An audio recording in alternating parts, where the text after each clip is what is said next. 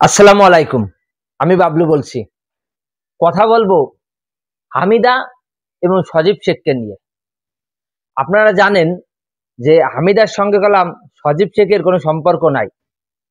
আর সজীব শেখ জেলখানা থেকে এসে রাত্রেবেলা হামিদার সঙ্গে ৫-৭ দিন তার ঘরে ঢুকেছে এবং হামিদার মা সজীব শেখকে তাড়া দিয়ে দাবিয়েছিল।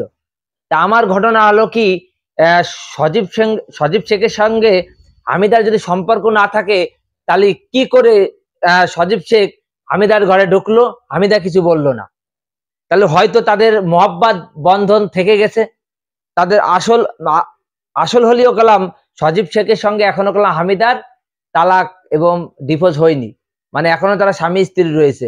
কিন্তু আসিয়ার মা বলছে যে আমার মেয়েকে সজীব শেখের সঙ্গে আমার মেয়েকে সংসার করতে দেব না।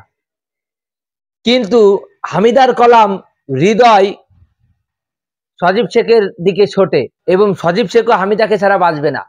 এখন ঘটনা হলো কি, এই মুহূর্তে আমি একটা ভিডিও জানতে পারলাম যে হামিদা নাকি পাগল হয়ে গেছে সজীব শেখের সঙ্গে সংসার করার জন্য, মানে হিটু শেখের বৌমা হওয়ার জন্য হামিদা নাকি পাগল হয়ে গেছে।